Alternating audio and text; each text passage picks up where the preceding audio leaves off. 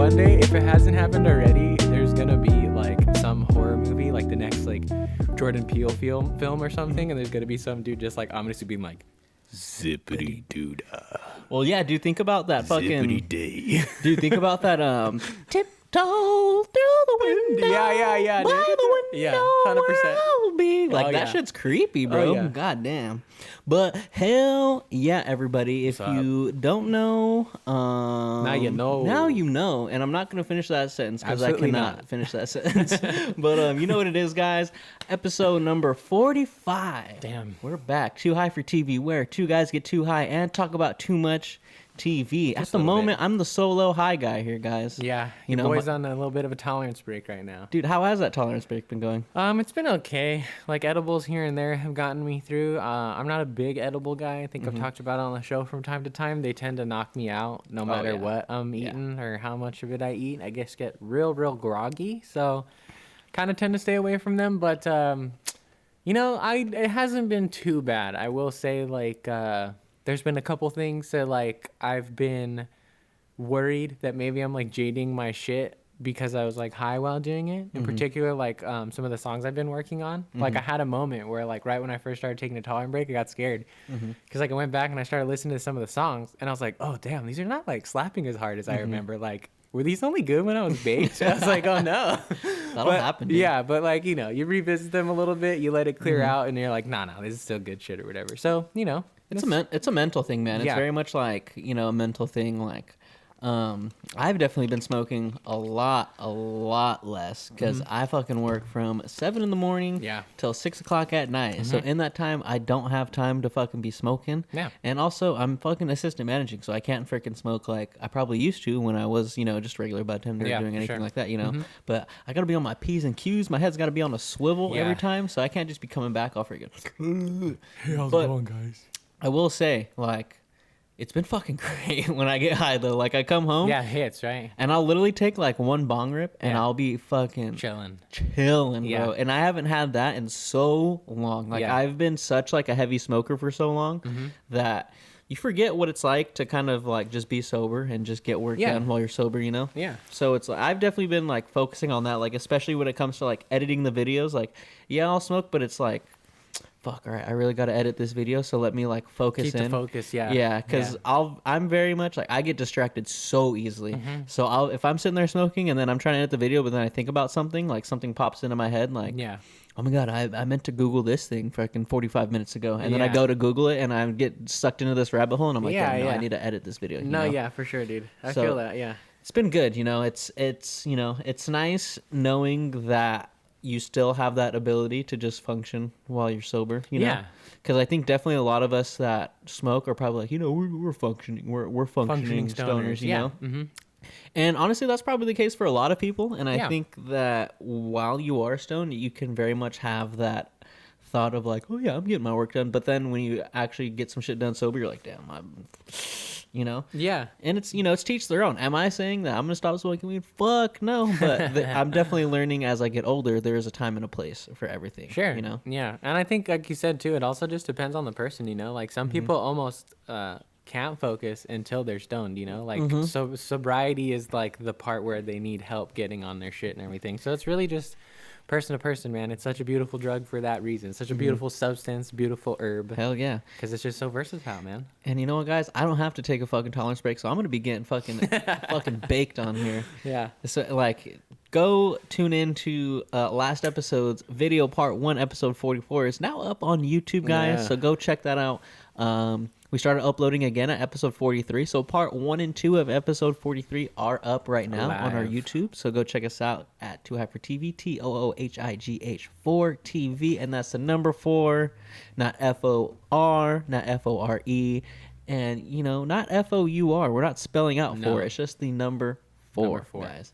And yeah, part 1 to episode 44 is now up, so go and check that out. And within the first like 10 minutes, you'll see me die from a bong rip. And Yeah. it's pretty fucking I great. saw I watched the intro of the video, and then I like scrolled around to the bits that I remembered, and that was the first one I looked for. Hell yeah.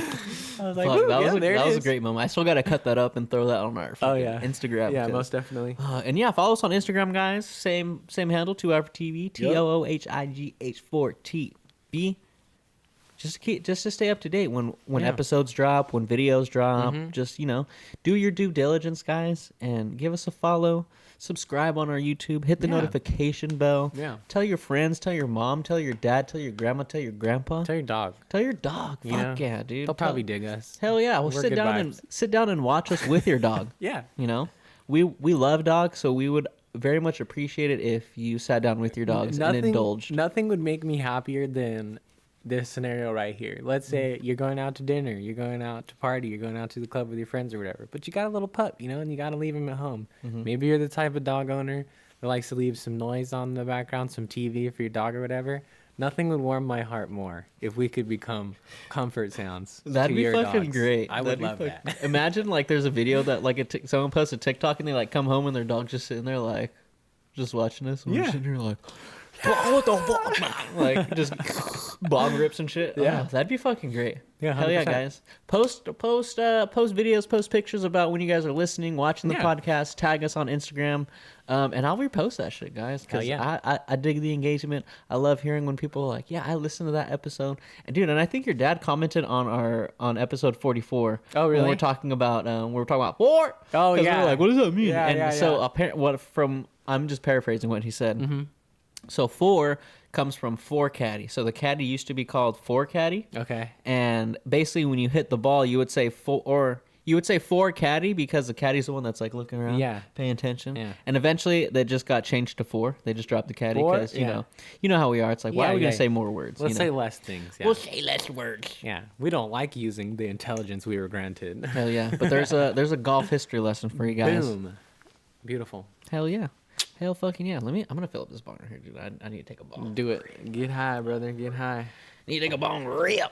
Hi, JJ. But yeah, dude, how was your weekend? This is your Sunday technically, you know? So how was that going for you? It was good. I got to watch some Last of Us yesterday. That's always a highlight. Yes. I found out just this morning from my dad that Last of Us episode 5 is getting pushed up to this Friday. Friday because of the Super Bowl on Sunday. Smart move, HBO. I also appreciate getting this episode early. Thank you very much. I got back to work on some music shit. Got down some vocal tracks and stuff like that. So that train's rolling again. Yeah. Yeah. So exciting stuff. It was a good weekend. It was pretty chill. I had a good time. Fuck yeah, man. How about you? How was your weekend, and then how was your work weekend? Because I know you worked this weekend. Let's see, my weekend where I was just hanging out at home. It was nice, bro. Honestly, freaking, what was it? Wednesday. I just was a lazy motherfucker and just stayed in bed till as long as I felt like it, and was like, what, I feel like a lazy son of a bitch now. Now I need to get up and do some shit. I'm a big time endorser of that kind of day off, man. You need them every once in a while, bro. You do. Nothing wrong with that. You do. But I have an issue where sometimes I feel like if I'm not doing something, I'm like, I just get all anxious and shit, I think just because I'm used to working so much. Yeah. And when I have time to where I'm just not doing anything, I can get very anxious. So I need to work on that. But yeah, Wednesday I literally just let myself stay in bed till probably 10 o'clock. Nice. And then got up. I think edited part 2 to episode 43. And yeah, I was just chilling that day. Did I make mac and cheese that day? I can't remember. But I did make mac and cheese on one of my days off because I was just sitting there. Shout out to Sam the Cooking Guy on YouTube. If you guys are like me and you like watching cooking videos, go subscribe to Sam the Cooking Guy. That's the guy. Because one, he's an entertaining guy to watch. He makes some good ass food, and it's easy recipes to follow. So if you're like me and you're not that great at cooking, but you're trying to get into it, and you need some easy step-by-step processes to follow, that's your guy right there. Sam the Cooking Guy is your guy. And I was honestly watching a lot of videos about mac and cheese. I love mac and cheese. Not about mac and cheese in general, but just mac and cheese. You know how it is with the YouTube algorithm. As soon as you watch one video about something, you get 50 recommended about the same exact thing. So I was just watching that, and I was like, mac and cheese sounds good, man. So I went to the store, made some mac and cheese from scratch, I might add. Nice. Made the roux, made everything like that. Made my little cheese sauce. Very nice. Do need to work on making the cheese sauce, I will say. Not that it was seasoned poorly. It was honestly seasoned really good, but I think just the consistency didn't come out how you wanted. The viscosity wasn't how I liked it. Okay. So it's something I need to work on, definitely. Yeah. But did that. I think I went golfing on Thursday. Nice. Because I always got to get it. I always got to get a weekly round in. It's like my thing that I used to kind of just just chill out, and it's my guilty pleasure, I will say. I do enjoy, not that I don't enjoy golfing with my friends and stuff like that. Yeah. But dude, just golfing by myself when I could just go out there and just not have to worry about solo on anything. the green, yeah. Just solo dolo out there. Solo dolo. It's nice, man. I went out to Spring Hills, and that's probably my favorite golf course right now, just because it's just out in like the Santa Cruz Mountains a little bit, just in the cuts and no sound. You know, there, yeah, you just nice and freaking, peaceful, huh? you just hear the birds chirping. You hear Sounds freaking the son of a bitch, you know, from freaking someone that shanked a shot. And yeah, that was my Thursday. And then Friday, I think I just kind of hung out at home again. You know, just Nice. I was very much just a lazy person this weekend. I think, you know, we've had a couple stressful weeks at work, so Yeah. this was very much where I was just like, all right, I just need to chill out. So Yeah. it's kind of what I did, man. You know, watch the movies that we were going to talk about. Watched a few other movies because there's a topic that we got to talk about. And I had to like go back and watch the movies, and I was like, Oh, some of the yeah, for sure. Yeah, I think there's like a I don't know. I like, at least for me personally, I've noticed like the more time I've had to like spend at work during the week, the less I want to like do shit on my weekends. And quite frankly, like I do not feel bad about it, you know? Like from time to time, you might get a little pressure from, you know, certain people here and there to be like, oh, we got to go out, this and that.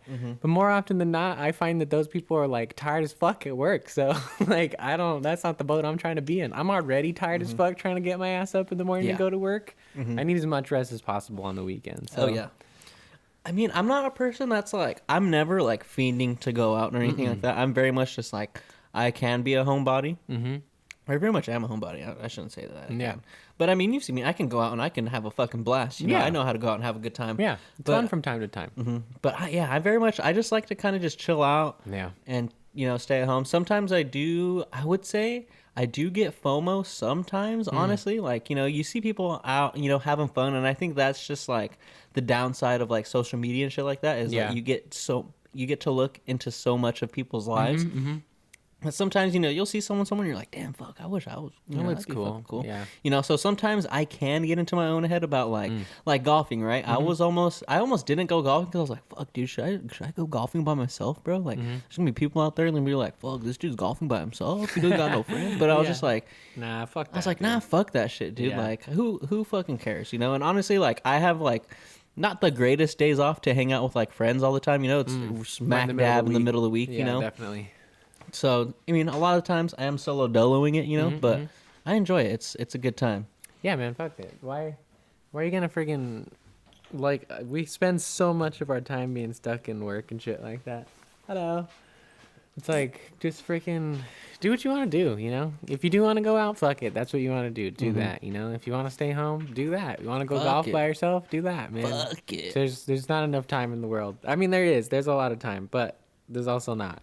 It's a weird balance to strike. So just do what you want to do. Dude, it's such a weird balance trying to like find that time to like do the shit you want to do, and then you're just like, fuck, I gotta go to work. You know? Yeah, it's like it's weird like being on the new schedule that I have, like and having 3 days off is definitely very nice, and I feel like I do have more time to myself for sure, but I feel like it's almost had like a double-edged sword effect on me because it's like, yeah, I'm appreciating the extra time that I have to rest in between work weeks, but at the same time, I'm realizing more and more like, oh, this is not what I want to do. Like, I appreciate the 3 days off that I have way more than I do the other 4 days that I have to be at work. Like, how do I get the fuck out of this shit, bro? I'm done. Like, I'm not really willing to devote my energy to the corporate world anymore, to be perfectly honest with you. Dude, that's the same thoughts that I think we're on the same fucking wavelength. Yeah. Because I've just, you know, I've very much just, yeah, I don't want to go into it too crazy, you know what I'm saying? Yeah. Just, you know, but definitely been having those same thoughts where I'm just like, all right, let's get this ball rolling here. Yeah, so, man. you know, a year from now, even 6 months from now, we can just be doing Honestly, this bro, shit, you know? personally, I'm looking to make a transition by like April, bro. There we go. By the time I hit April, that's fucking 3 years of my life that I've given to the place that we work at right now, and that's already way longer than I've ever worked at any other job. And I think I've already put in a lot more than I have like any other place, which is sad to me because I have had jobs that are more like artistic, more creative, more like what I would consider free, you know?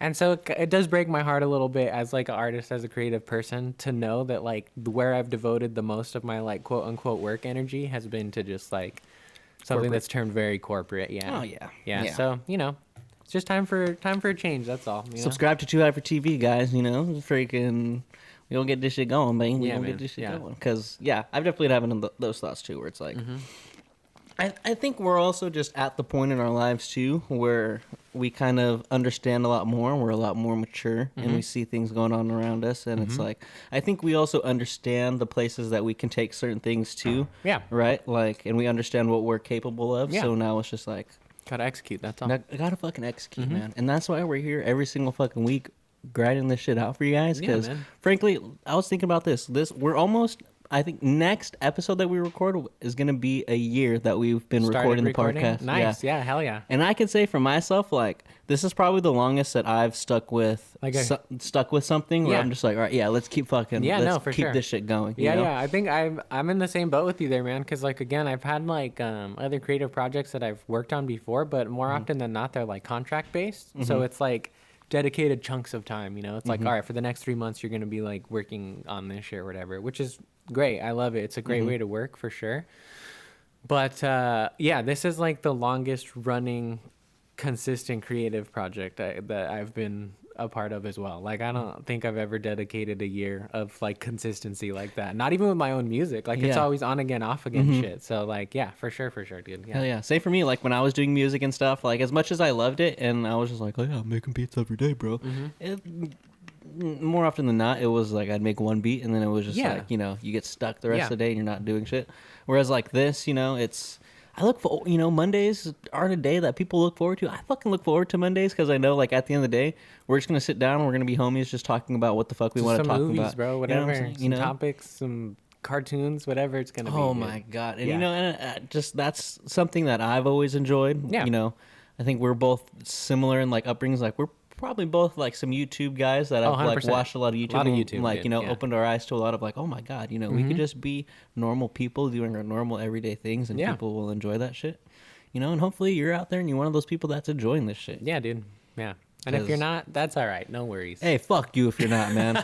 Fuck you, man. No. Fuck you. Hop on the train, motherfucker. Yeah. You know what, dude? Yeah, fuck it, dude. We just got to be more like, you know, if you don't like this shit, fuck you, bro. Fuck you, bro.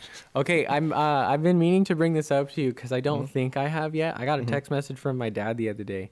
Came up with some good shit. I like it a lot. Yeah. And I'm going to put it on record on this podcast right now, just in case anybody tries to come after us. We fucking saying it here first. It's recording. It's going to be live, motherfucker. So don't anybody try to come and take this. Depending on how good the idea is, might have to even cut that part out of the podcast. We'll see. Maybe this won't be on the podcast. We'll see. But possibly off the record.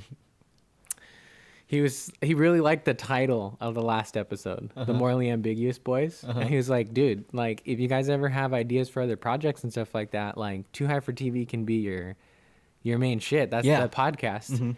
But you guys should be Morally Ambiguous Productions. Wow. And he was saying, he was like all fucking, he even went so far as to like get all fucking crazy with it, bro. He was like, you guys are always talking in your fucking, what do you call it? Like, fucking accents and shit, right? The fucking, hey, Tony, hey, Tino, how you doing, this freaking guy, this guy over here. He's like, you call it MAB Productions, and you guys with the accent are the mob. You're the mob, bro. Okay, yeah, we're cutting that part of the podcast. So. All right, mark right here. Sorry, ladies and gentlemen. Let me make a fucking marker. Actually, how do I fucking make a marker? Like, is it this one? I think so. No, let me see. What is no? Fuck, I forgot. Because I know there's a fucking There is a marker button. Is it this? No, that's an ad track. Oh, wait, go. There you go, yeah. Okay. And then click right there, yeah. Okay. Yeah. There you go. It'll be a little bit before that. Yeah. But yeah. Anyways, that's getting cut out of the podcast. I like that. I like that idea. He's gonna be happy that you liked it. He's been asking me because he sent me that text message like last week. I think on like Friday or something like that. And he's been every time I've seen, he's like, "Hey, did you tell Ryan yet?" Hey, Mr. Mino, I'll tell you this right now. I fucking love that fucking idea. I know you're watching this video, and I fucking love that idea. That's so funny that you say Mr. Mino too, dude. Because for a long time, he still does work in the school like general field or whatever. He's just more like administrative now. But for a long time, he was after school, and that was always his fucking name. Kids used to always call him Mr. Mino. Yeah, hey, Mr. Mino. The only reason I know that is because of F. Oh, when I was first talking about him, he was like, dude, is Daniel's dad, is that Mr. Mino? And I was like, dude, I don't fucking know. I don't know. That's him, bro. Yeah, Mr. Mino. Small fucking world, dude. But hell yeah, dude, I love that idea. That's funny too, because I have also been thinking about like, there needs to be like, because I have different ideas for like different things, right? And then I was like, there needs to be like an umbrella. Yeah, for, exactly. You know, for all the projects, all the different ideas in my head. Like there needs to be like a big like LLC for the little things, right? Because the LLC can be like a like we were saying, or it can be like a, you know, I don't even want to say what the fucking name was. Yeah, but it could be the MAB, you know. It could be the MAB. It could be that, and freaking and then we could just have like, you know, Too High for TV can be just like, you know, a thing under that LLC. Yeah, 100%. No, I agree. Yeah, things. because that gives us a lot of freedom, I think, to do projects that we want to collaborate on. If like, fuck it, who knows, man? Maybe like. Maybe we want to start another fucking podcast. Yeah, you know, maybe we want to start a different topic. Maybe you might have a solo project. I might have a solo project. Yep. I know you have a lot of creative friends that are around our age as well. If they ever want to get in on some of the action, bro, we can always have shit under that umbrella. You know, have a big media conglomerate. Exactly, dude. bro. Yeah, I love that idea. It's the beginning of some plans, bro, for sure. Oh yes, yes. It's all you need is some catchy shit, bro. After that, it's just about finding good partners and shit, dude. So we're chilling, bro. You just gotta have a catch, man. You just gotta catch something good, man. Exactly. Exactly. All right, let's get into a couple topics that we have for this week. I know we've been talking back and forth about some things. You know, guys, I know normally we just get into like, you know, we talk about random shit throughout our week, and that takes up a majority of the time. And I do enjoy that. I do enjoy giving you guys the glimpse into our lives, because I think that is the beauty of podcasting, right? Is to see into the lives of just regular people that you can just sit down and connect with. You know, like I hope you guys are like connecting with our feelings about how we're feeling about working in like a corporate area, you know. That's why I like doing and sitting down and talking and shit like this, because you know, connect with people. But this week we got a couple different topics, you know, a couple different things to, you know, spice it up a little bit, you know. We still got a couple movies that we're gonna talk about. Hey, don't get it wrong here. We're still gonna freaking bless your ears, all right? Don't get it twisted. Don't get your panties in a bunch, you know. But so there have been some claims. So there have been some claims the internet made by a certain Mr. Sethery Rogan. Sethery Rogan. Let me actually pull up his full statement, because I don't want to, you know. Yeah. Let's freaking cite our sources here. Why not? It's not something we often do on Too High for TV. We're pretty paraphrasing gentlemen here. But let's see. Oh, of course, the one that he mentions too in this quote is the one that he worked on. I'm gonna go to this website because I really liked the fucking clickbait into the title. So the title's so powerful. The title of this, just so you know, the fucking topic that we're talking about, y'all, is Seth Rogen says nobody has made a good high school film since Superbad. Now look, all right, that's a bold statement. I don't disagree with the statement, but I also don't wholeheartedly agree with the statement. I disagree with this statement. I would agree with a slightly tweak statement, which nobody has made a high school movie as good as Superbad since then. I don't think nobody's made a good high school movie since then. I think that's kind of outrageous. I think that's a little ridiculous. Also, we're going to be talking about this, but leave it in comments on YouTube, leave it in DMs, whatever you think. What are your favorite high school movies that have come out? This is a post-2007 discussion that we're having here. Superbad came out in 2007. The statement is that not one has been made since then. So what do you think? Let us know. That means no Mean Girls, unfortunately. That was like the first thing that popped into my head, but that's 2005. I thought of Clueless as well. Clueless is super probably good. Like one of the greatest. No old school classics. No Fast Time Ridgemont High. No fucking Breakfast Club. None of that shit. Just post 2007 favorite high school movies. Let us know. Yeah, so in an interview with People, Rogan said, "What's crazy is that Gabe LaBelle is like 19 years old, and his friend's favorite movie is Superbad. So it never changed for some reason." He added, "No one's made a good high school movie since Superbad then. I don't think anyone would do it. It's so rare that you do something in your career that is actually just viewed as good. Rogan continued, "I know enough not to fuck with that, to just let it be good and to try not to revisit it and just let it exist." Now I think when you take like the whole statement in context, statement into context, right? When you get so many people that are coming to you saying that Superbad is their favorite movie, it's not like you can't discredit that, because honestly, Superbad is up there as one of my favorite movies for sure. Like it's one of the first like raunchier comedy movies that I ever got to watch. That I remember like staying at one of my friend's house and he's like, "You want to watch Superbad, bro?" I was like, "Fuck, I can't do this, man." Yeah. My mama's gonna get mad at me. And then watching, being like, "Oh my god, this is the fucking greatest thing I've ever seen." You know, it's fucking hilarious. And that's why I don't necessarily. It's a statement that, like I said, I can't disagree with it, but I also can't fully agree with it, because there are some other high school movies that I deem as just as good, like, or on par with that. And I think I was also talking to Diggs about this, because Diggs initially sent me the post that I sent you, and we were talking like, and I was telling him, I think Superbad is in a very unique category because it's not only a good high school movie, right? It does a really good job at depicting like struggles between friends that are, you know, moving away, and are we still going to be friends after high school and stuff like that. And I think that is definitely a big thing that that a lot of people probably relate to. But when you look at it, like, Superbad is really considered a really great like comedy movie. Yeah, because it's funny. It's so funny. Yeah. And I think that's where it's hard to compare other movies to Superbad, because you have on one hand, it's a great comedy movie. And another hand, like when you take away just all the comedy, it's a really good story about friendship and stuff like that. Yeah. So it's hard to disagree with that statement, but I think that's why I do disagree with that statement though, is because I think saying that Superbad is the end all be all of like good high school movies puts the genre of high school movies into like a very tight box. Well, we're also talking about after 2007. No, for sure. And I agree with that. But my point in bringing that up is that like that assumes that like a good high school movie has to be like funny, I think, versus like I think there's a lot of really good movies about high school and again the struggles of like dealing with friendship and stuff that like have funny moments in them but aren't necessarily comedies.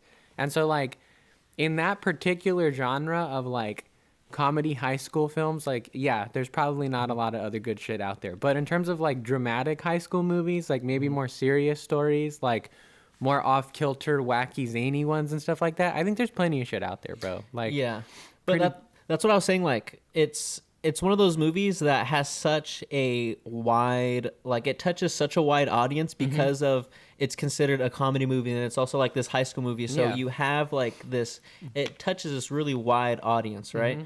Whereas something like me personally, I think Easy A is definitely on par with Superbad. Yeah. And I feel like that definitely, like the customer base on that is a lot smaller, because I think when you have, it's just when you have a story about just dudes being fucking funny in high school and them doing like dumb shit and stuff like that, it's an easy watch. It's an easy watch, and it's easy for a lot of people, right?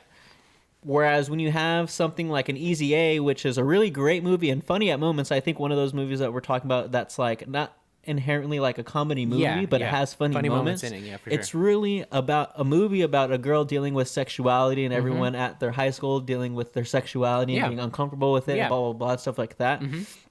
I think that has doesn't have as big of a doesn't touch as wide of a range of people that Superbad does. Because it's like you're gonna get a lot of people that are like, I don't want to watch a movie about just a fucking girl and this and for this, sure, this and that, you know. Absolutely. So I think with that, you cut out so many people that it's harder for, you know, like many people, like millions of people, to probably be like, oh yeah, Easy A is my fucking favorite movie, for sure, Whereas like Superbad, because it's super bad. It's fucking Superbad. I think that like begs the question though, right? Of like, do you need to, like, this is a question I actually ask myself a lot when we're watching stuff, particularly when we watch movies that are things that I haven't personally experienced, right? It's like, is a movie good because of its relatability, or is a movie good because it has the ability to make you feel for somebody that is different than like your particular case? Is there strengths to both? I think so. I don't think there's any one end all be all that's better than the other. But I think like in that sense, I guess I could agree with the statement, right? It's like Superbad is a pretty like quote unquote universal like high school movie, you know. It's hard to go into that and not feel pretty relatable to what's going on there, you know, like trying to fucking flirt with a girl that's out of your league or whatever, like trying to fucking get alcohol, cigarettes, whatever it might be, but when you're underage and shit like that, to try to look cool to party, to like fucking roll up with some good shit or whatever, right? Like all super relatable, not necessarily anything I went through personally, but even still being in high school, like of course I had those like thoughts and dreams of like, oh, it'd be so cool fucking rolling the party with like whatever it is, right? Yeah. So in that sense, I get it. But like at the same time too, like one of the ones I had on my list is this movie called Charlie Bartlett. You ever heard of that before? It's got Anton Yelchin, I think is his name. Did you ever watch the Star Trek reboot, the one with Chris Pine? Yes. He played Scotty. No, not Scotty. I'm sorry. That's Simon Pegg. I can't remember his name, but the younger kid who has like curly hair. It's like Gipton. Oh yeah. I know who you're talking about. Tragically passed away in a horrible accident like a few years ago. Died way too young. He was a really, really good actor. But he's the main character. Robert Downey Jr. is also in it randomly as at the principal of this high school. And the whole gist of it is, I view it as like kind of looking more at like mental health in high school. It is still done under the guise of like a slightly more comedic tone. I would say it's more dark comedy, but basically this kid, Charlie Bartlett, is like a rich kid who has a psychiatrist that doesn't give a fuck. Like he'll just write him prescriptions for whatever he wants. So he opens his own like clinic in the fucking high school bathrooms. And so he sits in the stall and somebody comes in and sits next to him, talks about their problems really quick. He writes all that shit down, goes to his psychiatrist and spits out the same thing. And they're like, okay, here's the meds that you need. Goes back to school and then fucking gives them to the people that need them or whatever. Okay, not to go off on a crazy tangent, but have you seen Sex Education on Netflix? Yeah. Same shit. Yeah, shit. That literally feels like the same shit. Where the kid like, no, as soon as I watched that show, bro, I thought exactly the same thing. I was like, damn, whoever brought this up must have fucking seen this movie for sure, or at least took inspiration or something or other, because like it does have a very similar effect for sure. But again, like kind of a different focus, right? Like I think as much as the pressures of being like popular or like worrying about if you're losing touch with your friends because of whatever you're trying to do in high school and stuff is a very like big universally relatable thing. I think like mental health in high school is also something that like a lot of kids go through. It's just not as marketable, you know? So it might not hit the high level that a comedy like by Judd Apatow or whoever the fuck made that shit is, you know what I mean? So it's like, it really is just, it also begs that question as well of like, what is Hollywood willing to push at the same time, you know? Because at the end of the day, it's like, we go out there and we almost like watch movies like on fucking schedule now, you know what I mean? Like I don't think and I'm saying this for myself in particular too, not trying to like criticize any particular like I actually go to the movies. I went 3 times last month and then the month before that I went twice. So what are you talking about? I don't know how to like speak with my wallet, you know? Like it's very hard to do because we live in such a like consumerist like society. It's like I see a trailer for something that I think looks kind of cool and I'm like, yeah, here, take my money, I'll go see that. You know what I mean? Versus like I'll see a trailer for something that looks a little heavier like that, and I'm like, you know, I don't really want to like spend money to go to the movies just to like feel sad when I come out afterwards or whatever. So I'm gonna wait for that to come on streaming, and then that particular type of movie or genre or whatever might not get as much love financially, which means it's not as marketable, which means it can't reach the level of something like Superbad, you know? Yeah, that's true. So it's weird. It's a weird statement. When I saw the post come in from you, I was like, oh man. I was like, instantly right away, I was like, I can't think of any other high school movies, but I can think of why I disagree with this statement already. You know what I mean? Just because of that, like right there, of like, it all comes down to marketability, man. Yeah, and I think it also comes down to like the consumer, right? Like, what is like the consumer? What does the consumer want to watch? You know, like you're saying, like, do you want to go to the movies and be fucking and be sad? You know, like, you know, probably not a lot of people do.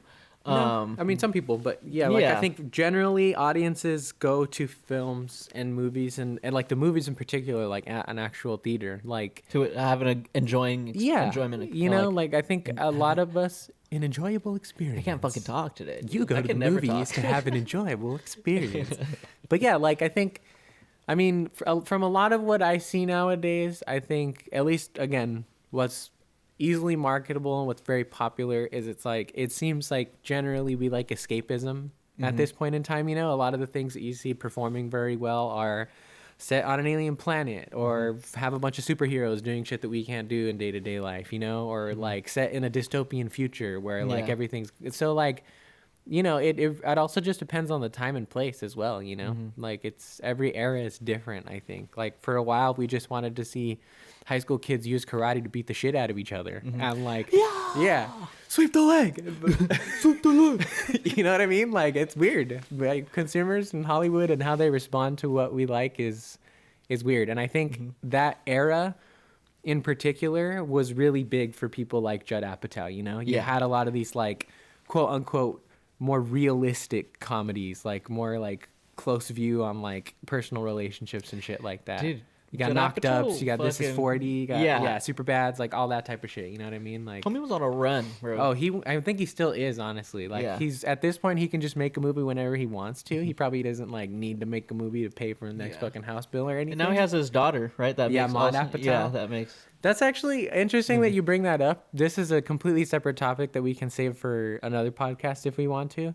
But I watched a video from a YouTube channel called Cracked recently. I don't know if you've ever heard of them. Sounds familiar. But they were discussing a term that I've never heard before, which is Nepo babies. Nepo babies? Yeah, which is that there is a lot of nepotism in Hollywood at the moment. 1,000%. Like, half of the movie stars that we have right now are like children or descendant of like other famous Hollywood people and shit. Well, think about Jason Bateman. Jason Bateman grew up on movie Jason sets, Bateman, Maud Apatow, Lily Rose Depp, Jack Quaid, like everyone everywhere all at once is somebody's baby. Dude, yeah, everyone is someone's baby, bro, straight up. But like, you know what I mean though, like a Hollywood baby. You know? Yeah. And I mean, you got your Jaden Smiths, you got your like all that type of shit, you know, that like are famous from like childhood basically, you know? It's pretty crazy. See, that I agree with the like that stuff does irritate me too, but it's also like, you know, like, what are you to do also as a kid that just grows up in that? You know what I'm saying? Yeah, like, 100%. you don't have, like, it's not your fault. You're fucking, you know, fucking Judd Apatow's freaking kid. You know what I'm saying? Yeah, the way that the video ended up, like, the conclusion it ended up reaching, I really appreciated because they did bring up that same thing of, like, it's very easy to want to blame the Nepo babies, right? Where it's like, in reality, where the shift needs to happen is at like the higher level of like Hollywood needs to stop banking on the easy kid of like, okay, we made money off of Dennis Quaid's face. Obviously, we can make money off of Jack Quaid's face. It looks exactly the same. Yeah, dude, totally did not know. I totally forgot, or actually, honestly, didn't even know because I didn't even know who Jack Quaid was until I was watching The Boys. Yeah. But that fool's in the Hunger Games. Really? In the first one, yeah. Oh shit! I don't even remember him. He's from, I think, District like 2 or something. Okay. But he's one of the ones that's kind of like they're like, you know, being a kind of like douchebag. He's the one. I think he fucking throws the spear hella crazy. Okay. Yeah. But I remember like seeing him like, what fucking guy? Hell? Yeah. I'm glad you fucking die. Yeah, seriously, huh? He plays a good douchebag. But yeah, basically, like, it's more about Hollywood shifting to, you know, trying to bring in new perspective, which I think they don't always do it the best. Like right now, it seems more like a marketing ploy to like make money off of like woke culture rather than an actual attempt to like have a perspective into basically something that's not a white man, like for lack of a better term, right? But like that's just making that shift happen of like focusing on just different stories, you know, different ideas, different backgrounds, whatever it might be. And also like who knows like who knows to like what extent like nepotism is like going on with that, because who knows, like maybe someone like Maud Apatow, like maybe her freaking dad was just like, all right, you have to like really work hard for shit like this, there, you know, because like there's someone like, I don't know if you've ever seen like any like Shaq interviews, but when he talks about like raising his kids and like his sons and like that, like he always tells them, he's like, you're not rich, like I'm rich, you know what I'm saying? Like, like, which I get it, right? I think that's like a thing that like some kids growing up with like superstar like parents probably just think like no, and I think that's, you know, I think that's another thing that needs to be taken into consideration, right? With like someone that's a big, you know, movie star, or they're a big director, or a big producer and stuff like that. Like, what if they have a kid that just really wants to fucking get into movies, and it's like, you know, what am I to do? What am I to do as a dad that's literally just in fucking movies all the time, right? Yeah, you're not gonna not give them the opportunity. Exactly, but I'd be pissed at the ones that like just constantly get opportunities and are just making like shit product, you know what I'm saying? No, 100%. That's when I'd be like, oh, okay, let's fucking slow a little bit intense. Let's slow our roll here, you know what I'm saying? Yeah, it's just like It's just about, I think, creating like an even playing field, you know? Like, it's not that, you're right. Like, it's not that you need to take opportunities away from the children or descendants or whatnot of like already famous people. It's just about giving more opportunities to the people that don't have those inherent advantages building in, so that everything levels out. 1,000%, Yeah. 1,000%. You know, there definitely needs to, there needs to be equal opportunity for everybody, you know? You got to be able to still have your no names, you know? Like, how often in the last few years have we been surprised by people coming in and just like it's their first time acting, and we're like, holy shit, where the fuck did this come from? You know, like it happens. There's people out there who are really good actors that just need a chance, you know, or musicians, fucking writers, whatever it might be, tons of different shit. And it doesn't even extend just to creative like shit, right? I'm sure this happens in any field. It's like sometimes people just need to be like have that person or that power that like takes a chance on them so that they can get that shit done, you know? Yeah, exactly. Yeah.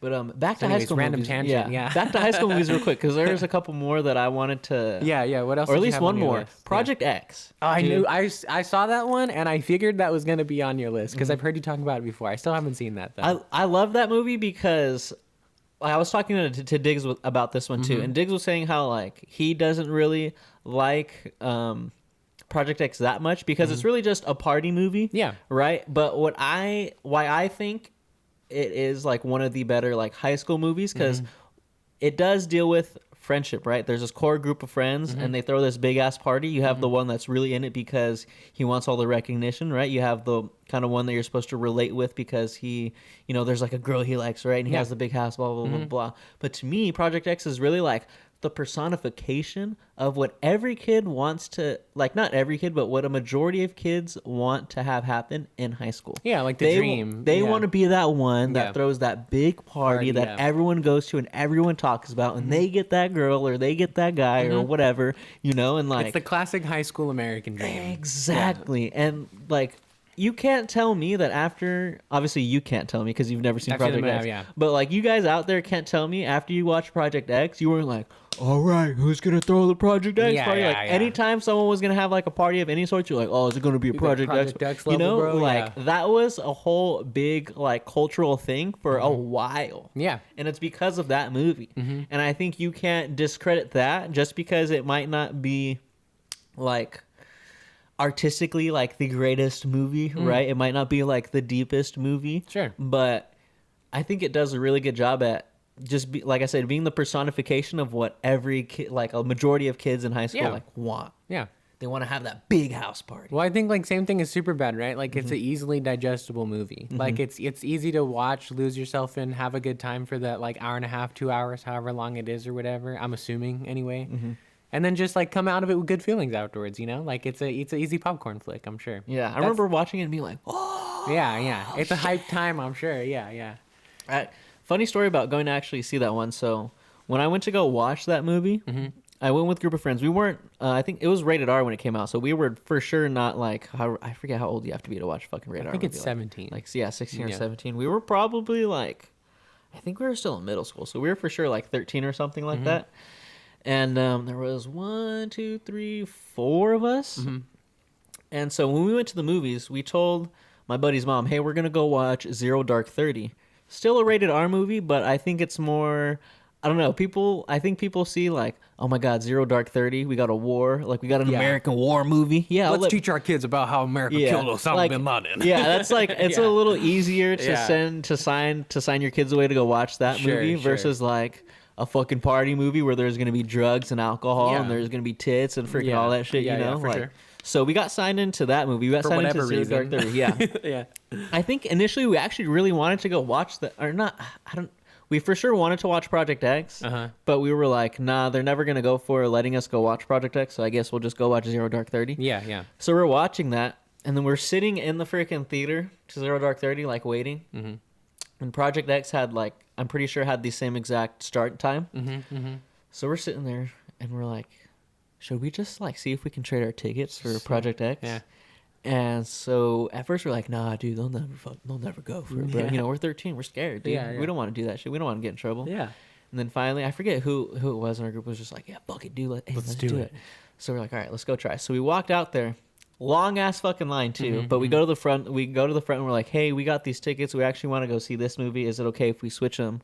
Like, they're rated R movies, but we already got signed into this movie. Like, you know, so we're all good. And then they were just like, fuck, all right. And I think they really just didn't want to deal with us because there was a big ass line. They're like, yeah, cool, whatever. So they just printed out tickets. Get the fuck out of here. Oh my God. And that was like nice. The greatest experience because you're like, oh, this we party. Did it. Yeah, it was freaking, oh my God. It was freaking nuts. Yeah. Saw tits on the big screen for the first time. I was like, oh my God. Yeah. And freaking, yeah, it was a good time. And yeah, did not tell my parents about that for the longest time. And I was like, oh my God, this is Omega Star. We got away with so much, you guys. Yeah. But, and maybe like I just hold Project X higher because of that nostalgic moment that I have, right? But well, it's a high school moment about a high school movie. You know what I mean? So, hey, are we gonna discredit High School Musical? Oh, absolutely not, bro. Like, I wouldn't. I love those movies. I don't give a shit. I will shamelessly say that High School Musical 1 and 2 came out in the movie theaters. I'm sorry, on the TV. Like only. They're like Disney Channel originals. Yeah. High School Musical 3 was so big at that point that it released in theaters. Yeah. Yeah. And my fucking dad already took my sister to go watch it, and I was pissed. I was like, "You what the hell, man? Like, I wanted to see that." And he's like, "Well, I'll take you to go see it." It's like, it's gonna be you and a bunch of fucking teenage girls in there, but I'll take you to go see it. And I was like, "You're like, Dad, that's the fucking fuck it, point. let's go." You're yeah, like, Dad, dude, that's the point. Me and my dad went solo, bro. I saw High School Musical 3 in the theaters just like that, man. It's a good ass fucking movie, no regrets, man. They're cheesy and fucking, you know, not the greatest in terms of like substance. But they're classic. You can't discredit. No, them, they hold it. Anything that can hold a special place in somebody's heart. I'm never gonna try to knock you for like even calling that the greatest movie ever. Like for me personally, there's no like chart. There's no like number sequence. There's no list of things that you can say like, okay, this is why this movie is the greatest movie of all time. I personally don't believe in that. I think that's like at the end of the day, all this shit is just opinion. Yeah. If you want to say any of the High School Musical movies are the greatest movie of all time, I won't fucking knock you. I might try to argue with you, but I'm not gonna try to take away your opinion, man. Like at the end of the day, it's all opinion, dude. And honestly, you can make the argument that High School Musical probably reaches as big of or maybe even bigger of an audience than Superbad does. Oh yeah, for sure. Well, because you have kids in there as well. You have the parents that are watching it that are down. You have like the preteen, like almost teenagers who are like, you know, in the closet High School Musical watchers. You know, you're probably not out there busting a fucking. We're all in this together on the fucking ballpark, but like I was a closet watcher, bro. I'll admit it. My little sister was watching that shit, and you know, you're an older brother. You got to be like, I don't want to watch this shit. It's the type of shit where like you're at like school. I was bopping my head. Yeah, bro. you're like at school with your friends, and they're like, "Oh my god, bro, did you fucking see High School Musical?" And you don't say, "Yes, I love that shit." You say, "Oh yeah, my sister watched it, and I was just in the living room." Yeah. But yeah, I saw it. yeah. Dude, no, that shit goes, bro. That shit goes. It's good. Bunch of classic songs, bro. I love that shit. But yeah, no, High School Musical I would throw in the race too, bro. Why not? Fuck it. And how often are Disney Channel originals getting theatrical releases, like, bro? come on. That's pretty unheard of, honestly. I don't think that's ever happened in the way that it's happened with those movies. I think recently there's been like a pretty heavy like emphasis on like we're bringing back these characters that you loved as a kid to the movies. But this was different. This was like High School Musical 1 came out, High School Musical 2 came out, and they're like, shit, we can get people to pay for tickets. Let's just put the third one in the fucking movies, dude. Well, also think about the scale that it has to be at, because really, when you have the success of 2 Disney Channel movies like that, like you don't need to put it out in theaters. You really don't. You don't need to. You don't need to at that point. But they went for it, But dude. they fucking went for it. Why the fuck not? Like, think about how many Disney Channel original movies are bona fide classics, right? 100%, yeah. And could they have been didn't- theatrical releases. Yeah, they didn't release in theaters, but they're freaking classics, bro. Yeah. Yeah, Disney's got a firm grip on the media industry in general. Just saying, Seth Rogen, you know, Zac Efron's a hard dude to compete with, man. He is, bro. 17 Again is another really good one. Have you seen that one before? I have. I love that movie too. Another Zac Efron one, yeah. Is Freaky Friday a High School Music? movie? I think so, but it came out before. I don't think yeah, that's right. definitely pre-2007. Is it? I think Lindsay so. Lohan's prime time was like early 2000s. If Mean Girls came out in 2004, 2005, I think Freaky Friday's a little bit before that. Yes, it did. Because honestly, this is another topic that I just wanted to run down some fucking movies. Some random. Turning. Oh, 20. Nice. I'm going to spew out my other ones that I had really quick because we don't need to go too in depth with them, but just to shout them out. I had 2 others on a list and then one more that came to my head. If you haven't seen these, definitely check them out. I'm sure you've seen Perks of Being a Wallflower at this point. I haven't seen Perks of Being a Wallflower. Good movie. But I've heard a lot. Very of good things movie. about it. Yes, definitely one of the more darker, heavier ones for sure. Another heavier one that I also really like, Me, Earl, and the Dying Girl. Okay. If you've never seen that before, it's another good one. Girl has like cancer in high school. These 2 boys end up being friends with her and whatnot. And then we talked about on the podcast a really, really good high school movie about identity and finding yourself and shit like that. Fucking dope, bro. Oh, yeah. Hell yeah. Oh, fucking yes. fantastic high school movie. Exactly, fucking bro. really good, bro. Yeah. So, I don't think... I mean, again, I think when you're someone who creates a movie as big as Superbad like that, I think you really do have to be confident in your work, right? Yeah, I think But it is a bold statement to say that no one's made a good... a good high school movie since Superbad, because there's been a lot. Another thing that I've noticed too is and I can relate to this in our own particular industry. Obviously, we don't make movies and shit like that, but think about it. How often were you trying to try the newest strain from Ember Valley or from Gold Floor or whatever, when we first started, versus now I could give a fuck. I don't even buy weed anymore, right? I think the same thing happens with people in the movie industries. It's you'll look at these big time famous artists or whatever, and you ask them oh, have you seen this? And they're like, no, I haven't gotten around to it. I've been working on my own shit. I pretty much stay off the internet. Yeah, exactly. So at the same time, it might just be the lack of exposure to what's going on in the culture at that point, And I mean, when you meet Seth Rogen, are you really not going to tell him Superbad's one of your favorite movies? Sure, you know? yeah, of course, yeah. There's no way. I'll definitely, if I met Seth Rogen, I'd be like, dude, Superbad's one of my favorite movies, dude, because it really is. If I ever meet Seth Rogen, I'm going to be like, bro, I loved you in Super Mario Bros. You killed it as Donkey Kong. God damn it. Dude. Fuck. It's Superbad, I've never seen that before. Yeah, let's move on to another little topic. So there's a podcast that I was listening to, and they are more music center. They deal a lot with talking about the music industry and stuff like that. And they brought up a segment where they were playing some songs that turned 20 in 2023. Okay. And I was like, damn, it's old ass shit. What are some movies that are turning 20 in 2023? So here we have a list here, and I was looking through this a couple days ago, and I was like, damn, this movie, 2003, dude, 2003, yeah. Banger ass year, yeah, bro. And look we're already starting off. You already saw Kill Bill, man. Kill Bill Volume 1 came out in 2003. Classic Tarantino. Classic. Just classic movie in general. 100%. So fucking great. Uma Thurman. Killer. Iconic bro. Costume. Literally killer. Yeah. Yeah. Iconic costume. So iconic. That shit was in fucking a Call of Duty, bro. Well, I think that's also... I don't know if it's exactly the costume, but I'm pretty sure it's a callback at least to an old Bruce Lee outfit as well. Yeah, yeah. So it's been a classic for a long time. Kill Bill, never seen that movie. No. Bruce Almighty, gotta love Jim that Carrey. Yeah, classic. Good spinoff actually too. Fucking Evan Almighty's not bad. Yeah, that's with freaking. Yeah, Steve Carell. Steve Carell. Yeah. Cheaper by the dozen. Yeah. Banger. Yeah. Instant classic. Cheaper by the dozen too. We're still really good. Yeah. Still fucking really good. Sequels, not too bad. But this shit, Cheaper by the dozen, I watched that shit so many times. It was so good. Uptown Girls. I don't know that one. The Rundown with the Rock. Don't really know that. Lord of the Rings: The Return of the King. I knew you were gonna like that one. 20. It's turning 20. It's the best movie on this list. I don't even need to see the rest. Finding Nemo. What are you talking about? Oh, I'll take Return of the King over Finding Nemo. Oh my gosh. How to Lose a Guy in 10 Days. Oh, that's I've a heard fucking of that classic. One. I've never seen it. That's a classic. Too Fast, Too Furious. Oh, nice. Hell yeah. Oh my gosh. Don't know Johnny English. Don't know that one. Sorry. School of Rock. Yeah, I gotta love it. Another classic. Look at how many movies. I've done the Charlie's Angels movie. Cat in the Hat. Oh yeah, I love that one. Oh my gosh, bro! These are just banger movies. Anger Management. Funny, yeah. Hell yeah! I wouldn't say that one's a classic, but I think if you like Adam Sandler, that's definitely a movie and that Jack you're gonna Nicholson like. too, yeah. And Jack Nicholson. Yeah. Daddy Daycare. That's another one that was on rotation for me when I was younger. There's a lot. I'm noticing a theme here. There's a lot of movies, not necessarily children's movies, but movies about kids or taking care of kids on this list so far. Yeah. Pirates of the Caribbean, Curse of the Black Pearl. Oh, that's the first one, huh? Yeah. Grudge 2. Don't know that one. Agent Cody Banks. Frankie Muniz, bro. Oh, Shanghai Nights. I fucked with those movies, bro. Freaky Friday. There you go, yeah. There, see?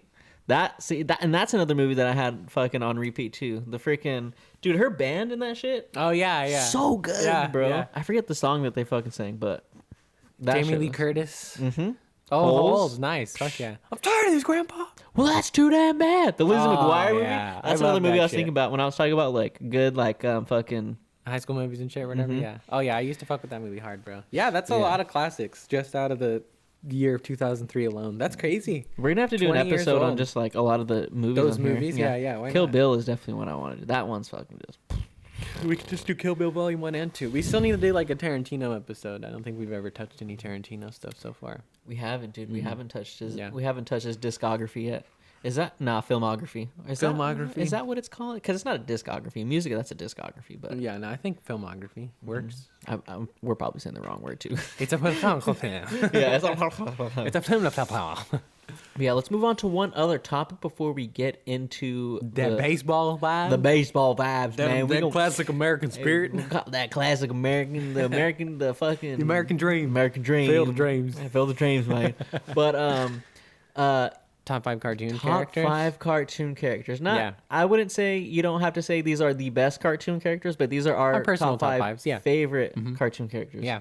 So should we go back and forth, or are you just gonna drop them all at once? We can drop them all at once. Right. So number 5 for me, Jimmy Neutron. Okay. I was thinking about today. That fool's basically Elon Musk. Yeah, basically. And he's just a kid. He's a super genius. More successful than Elon Musk, 100%. I will say. Oh yeah. That dude was coming out. That dude was banging out inventions every single freaking day. Much more popular. And they were working, bro. And they were working. They were.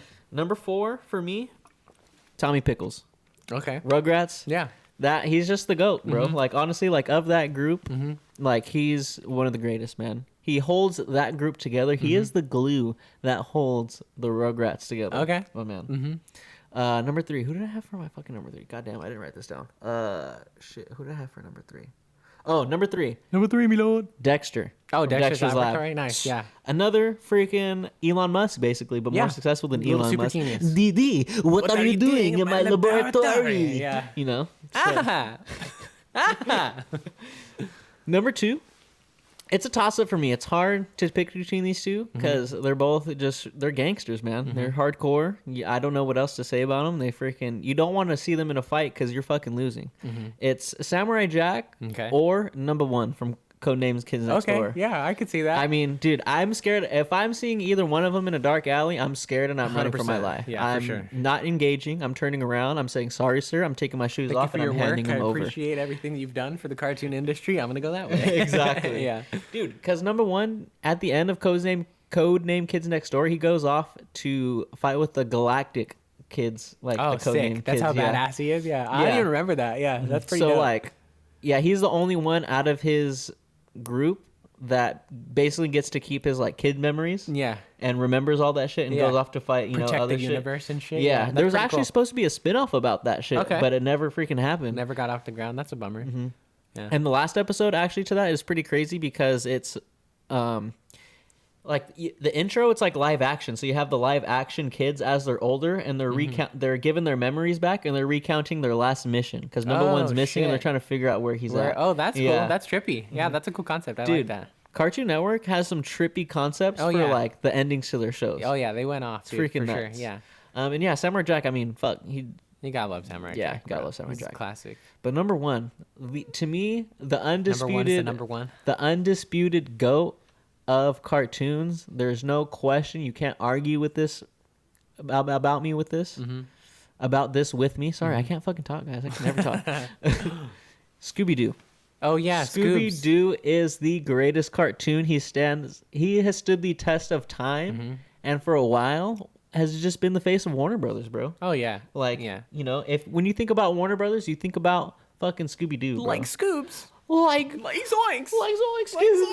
Scoobs. But yeah, to me, like, he's a classic for sure. He's a classic. What like he has his own snack that's actually a real fucking snack. You know, you want gummy version, you want graham cracker version, you got all the variations. Hey, we got them all here. We sell them all here. You got the live action Scooby Doos, which are fucking great as well. Silent bangers, bro. You have a bunch of Scooby Doo cartoon movies that are fucking bangers, bro. Scooby Doo and the Reluctant Werewolf. That shit's fire. I don't think I've seen that one before. That one, Shaggy turns into a werewolf, and he just doesn't want to be a werewolf, obviously. Reluctant werewolf. Yeah, I like it, yeah. And that one I think has Scrappy in it, too. Cool. Gotta love some Scrappy Doo. There's the Halloween one with the Hex Girls. That one, straight up banger. There's Velma. Everybody loves Velma. Everybody loves Velma. That was a joke, if you can't tell my sarcasm. That show's getting a lot of bad reviews right now. Yeah, dude. Yeah, that's what I've heard. Yeah. I need to go check it out. I gotta see it too, because honestly, I saw something that I cannot believe is true, which is like apparently that beat out a Rotten Tomatoes record in the worst way possible. I think up until this point, Dragon Ball Evolution has been like the worst rated movie. Oh wow! And Velma apparently beat that, which like I can't believe that that's true, because like, is Velma a movie or is it a series? It's a series, yeah. It's a series? But all of it gets rated on like Rotten Tomatoes. You know how it goes. Yeah. But yeah, I really can't believe that. There's Rotten no way. Tomatoes. Dragon Ball Evolution fucking sucked. It was terrible. Shit was ass cheeks, bro. Yeah, there's no way Velma's worse than that. Shit was straight up ass cheeks, bro. But we'll have to see. Who knows? Mm-hmm. Who knows? But yeah, what's your top five? Yeah, what's okay. your top five? So I will say my 5 and my 4 on this list here are technically duos, but I don't really see them. Not that I don't see them as individual characters. They obviously have their differences and whatnot. But in terms of like the iconography that they have brought to pop culture, they're duos to me. So number 5, I have Tom and Jerry on there. Oh yeah, you can't have one without the other. Always fucked with Tom and Jerry as a kid. I used to watch that with my grandparents all the time when I was a kid. Like, just brings back nostalgic memories. There's obviously tons of memes about like fucking just all this classic funny Tom and Jerry shit that like I didn't even get when I was a kid, you know? Like, there's a lot of like stuff hidden in there for adults, which I like a lot too. Yeah, I love that. Like, because I've seen recent videos where it's like it shows that they're actually just like they're friends. Yeah, like they're friends that are hanging out. And Tom, when you're a kid, you think they're like fucking mortal enemies or something. Yeah. But yeah, you come to realize the dynamic between them. Yeah, Eventually. Tom just has to put on an act that he's trying to get this cat so he doesn't get thrown out. You know? It's good shit, dude. Yeah. Yeah, so Tom and Jerry is my number 5. Okay. My number 4, a little bit more modern, Rick and Morty. Okay. Yep. Rick and Morty's an instant classic from nowadays. Obviously, there's some, that's no good or whatever, but he's not the only person that worked on that show. I don't think that the rest of... Oh, jeez, Rick. Oh, jeez, Rick. Morty, we gotta get in the shit right now, Morty. Just... Morty. But yeah, like, not to talk about it too much or anything like that, but there's a whole lot of other creative forces at work on that show. I think it would be a shame for the entire thing to crash and burn because of one man's actions, you know? I don't think that's very fair to the other creators who have contributed to this show, this pretty good show or whatever. But anyways, we're not talking about that today. Fuck no. But yeah, pretty instant classics. I don't think you can deny that they are pretty classic. So Rick and Morty, another pair. My number 3 is I think probably you could see this coming, seeing as the tattoo I have on my arm, but fucking Ahsoka Tano, bro. Oh, she's obviously recently crossed over into live action. She's been in The Mandalorian a couple of times at this point, but she was a cartoon first. Dude, Ahsoka's a fucking pimp, bro. One of the greatest Jedis of all time, if you ask me. So I can't argue with that, bro. So yeah, she goes up there pretty goddamn quickly for me. She's my number 3. There's a lot of things I can argue with, and unfortunately that's not one of the things I can. And then my top 2 after that, I would say, do not go back and forth. Actually, I just have them wrong on the list here. Number 2 is the homeboy on my hat here. Okay, fucking Aang, the fucking Last Airbender. I fucking only watched that show all the way through for the first time last year, and it smacked me like a fucking tornado, bro. I love that shit. Dude. He's not great. Only do I think Aang is one of the best. Like, I don't think that show's an anime. I wouldn't call it an anime because, like, yeah, it has some of the tropes here and there or whatever, but I do feel like it's a little bit more, like, weirdly enough to say this, I feel like it's a little more Americanized than some of the other stuff was, right? Yeah. So I wouldn't call it an anime, but I do think it's one of the greatest, like, action cartoon, like, kung fu type thing or whatever it is, you know, like, more Eastern, like, action rather than Western shit. For sure, bro. Like, it goes up there for me, like, pretty instantly. I think it's just one of the greatest animated shows of all time, honestly. Like, it's pretty fucking well done. All 3 of those books and the big movie that happens at the end are, like, badass. Like, and really, really well done in terms of, like, a whole story overall. Like, I think a lot of shows like that kind of just, like, ramble on, and they have filler episodes here and there and stuff like that. Like, not that there's not filler episodes in The Last Airbender, but they knew where they started, they knew where they were going to end, and everything in between served to get to that ending. And not a lot. There, you don't see a lot of cartoons that do that. So I actually learned something about Avatar. Apparently, in like the lore of Avatar, you can't see the air when they're airbending. Yeah, that makes sense. Yeah. So like they just obviously had to illustrate it like that. Yeah. But it makes more sense why people look at Aang so weird when he does his little fucking air thing, because they can't fucking see it. What is he doing? And they're just like, what's this fool fucking doing? No, that makes sense. Probably also what makes the airbenders like so dangerous as well is you don't even see their attacks coming, bro. They're fucking savage motherfuckers. Yeah. I will say, I love Aang as an airbender. Love Aang. Tenzin though, as fucking dude, when you see straight up full on Master Tenzin fighting, oh yeah, he's a badass. Oh my, dude, how great is that fight in Korra? Him and fucking what's the bad guy's name? Just bald guy. Yeah, bald guy. We'll call him bald guy for now. Yeah, I can't remember his name. Oh yeah, epic. One of the best fights in the like series of Avatar for sure. I would agree. And Tenzin whoops his ass, 100%. Bro. Like, what's his name's a brand new Airbender user. Like just started that shit. You're not gonna beat a master, dude. No, yeah. Well, I mean, he'd been studying it, right? Yeah, but like not the years and years. Also, it's technically like he's a fucking nepo bender, bro. Yeah, his dad is Aang, bro. Like the last he's airbender. He's a nepo baby, dude. He's a nepo bender, bro. It's cheating, dude. No, but straight up, how are you not gonna be the greatest of your time when your dad was literally the last airbender, bro? Dude, like, he's badass. My favorite thing is when he like does that little freaking. Oh yeah, the flip one, dude. Yeah. Oh yeah. It's not even. I don't even think it's like a flip. He goes like horizontal. Yeah, he like stands on one fucking leg and he fucking points the other one out. Yeah. And just fucking. Oh yeah, badass shit.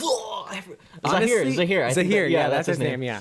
Yeah. Honestly, I was upset by that fight because like Tenzin was fucking handling the homie. The only reason why he lost that fight, and he almost didn't, he was still kicking ass for a second, is because he was like 4 against 1, bro. Like it's bullshit. Yeah, it's ridiculous. What are you gonna do? Yeah, but yeah. So, anyways, Aang's number 2. So this is my number 1 that I picked for like strictly cartoon characters. I have another selection that I consider the GOAT for myself personally, but he's appeared in a lot of other mediums, and I would say that cartoons is not the main one. But for cartoons strictly, I had a hard time going between 2 characters from this show, but in the end I landed on Goku. Okay. No, I was gonna go with Gohan. Gohan was gonna be him, but like I don't like what they did with Gohan after Dragon Ball Z ended. It gets pretty sad. Whether you go GT or you go fucking Super. Well, technically GT is not. I know, not canon, but it still happens, so you're not gonna erase it. But Goku is just like the king of self-improvement, bro. Like at the end of the day, that's all he really is. You know, he's just like a giant badass action metaphor for like you can always better yourself, and like he's just classic, bro. He's like the goofy, lovable, like honestly just kind of dumb, like super most absolute strongest plot armored character in the history of cartoons. And you can't not love watching it, bro. Like, you know how fucking chill inducing it is to see him unlock a new Super Saiyan form or figure out Ultra Instinct or like whatever the fuck have you watched that yet? I haven't gone all the way through, but I have seen the clips. I couldn't not watch that, like just all the sections from like the fucking universe tournament or whatever it's called and shit. Yeah, it's just so fucking epic, bro. Like, and there's just too many like awesome Goku moments to like not just like how is he not the best? Like when it again, like you could probably see like what my cartoon bias is here. You know, I think I like more action based stuff in general, or whatever. But like all the action cartoons, bro, like Goku's gonna beat everybody, dude. Oh like, no, yeah, it's impossible. He's kicking everybody's ass. Yeah. Goku, he is just the funniest character because he's literally just I just want to fucking fight everybody. Yeah, I just want to fight, dude. I just want to fight somebody who's stronger than me so I can get stronger. And then after that's done, I just want to do the same thing again. Like it's so funny because he's a Saiyan in every like aspect of Saiyans. Like they just love fighting. Yeah. But he's just nice and has none of like the attributes, like the mean attributes. No. Just because he fucking bonked his head. And got raised by Grandpa Gohan, bro. That's all it was, dude. Yeah, dude. No, I fucking love it, bro. There's just like so many moments too from across all 3 shows, I think, that are just like so funny or heartwarming or badass or epic or whatever it is. Like he's never not just been Goku through and through. Yeah. Which I like, you know, like in a way he almost like reminds me of like why I like Captain America so much is it's like you enjoy some characters because they evolve, but you enjoy other characters because they're already so good natured as it is and they just never change. Like they're just always that way because that's who they are. And that's like what makes me think of Goku. Like he doesn't need to evolve. He doesn't need some crazy like character development or some hardcore thing to happen to him or anything like that. I don't need that because Goku's already great as he is. Like they knocked it out of the park, dude. And think about how great he still even is. Like when they were trying to set up to make Gohan the next like big one. Yeah. Like he still has that moment where he like is back there like with Gohan. He's already dead, and he's just like, I got you, son. Yeah, got you, son. So good. The father-son Kamehameha, dude. One of the greatest moments of all time. Like, chills, bro. I always get epic, chills, bro. Him fucking skating along a fucking energy blast with a Kamehameha. Get the fuck out of here, dude. That shit's crazy. That's nasty, bro. That's crazy. one of the dopest shits I ever seen in animation. There's actually another. I think there's a point when he's fighting Jiren, when he's gone full mastered Ultra Instinct. Yeah. And Jiren's doing something, and Goku actually makes ki blasts on his feet, and he's like, rides him? Yeah, and he's like doing sick. something like you can't really like you can see it if you're like paying attention. The show doesn't make like a point to point Big it out. deal. Yeah. But if you're like paying attention, you're like, what the fuck? Yeah, dude. Yeah. But just defying expectations all the time, dude.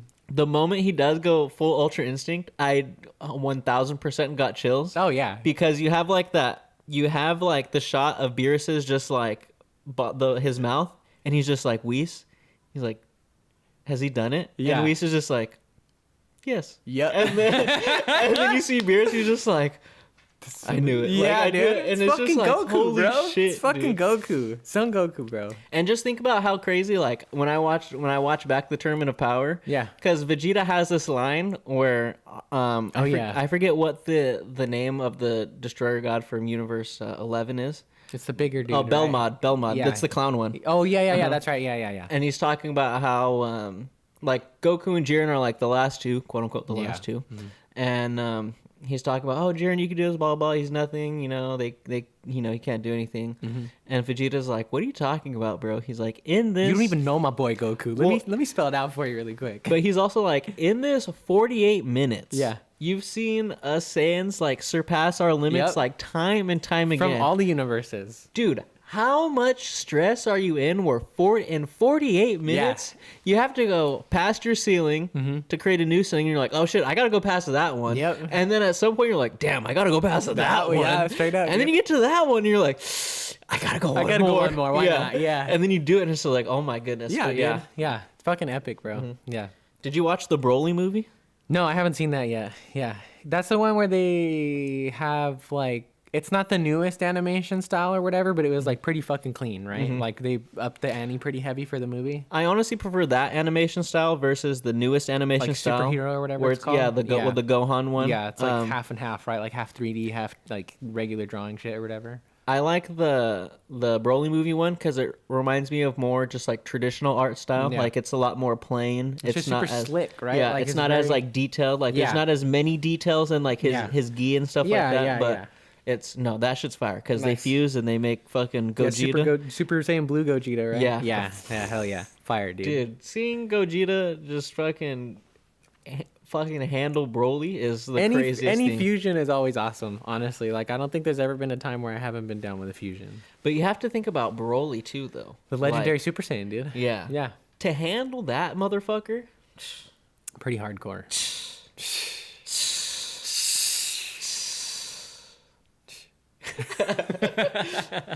But yeah, so that's my number one.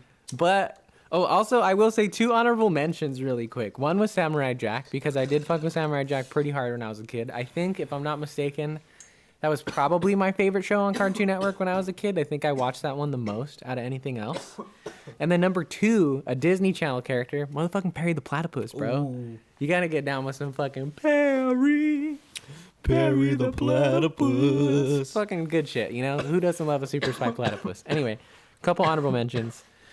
The GOAT for me, my favorite fucking TV show as a kid, I think probably even more than the Spider-Man animated series, which is saying a lot because like Spider-Man is like pretty much hands down my favorite superhero, is Batman from Batman the Animated Series, bro. Yep. Like, I think that cartoon in general is, if not at the top, very high on like a lot of lists of like greatest cartoon shows of all time. Like, I think there was quite a bit done in what was like considered like a kid's show. The animation was fucking on point for a long time. The like depth of character that was in there, not just for like Batman or even just like the Bat family or anything like that, but like all the villains as well. Like, there's a whole episode, I forget what it's called, but there's a whole episode in that show that is literally just all of the supervillains sitting around a table telling stories of them encountering Batman.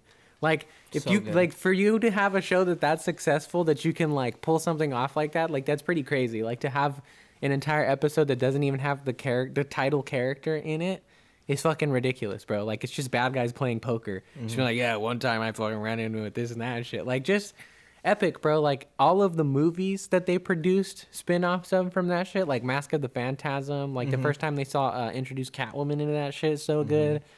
The shows that got spun off out of that shit, like Batman Beyond, the Justice League cartoon, like comes pretty heavily from that shit. The old Superman animated series that came out, just fucking beautiful, bro. Oh yeah, I love it. I fucking love that shit forever and ever. I can't argue that, bro. I can't argue that. And it's Kevin Conroy, bro. Rest in peace. Rest in peace. Fucking, but he is forever my Batman. I think we talked about that in the Batman episode. It's like, as much as I love all the different live action renditions we've gotten, there's never going to be anybody better than Kevin Conroy for me, dude.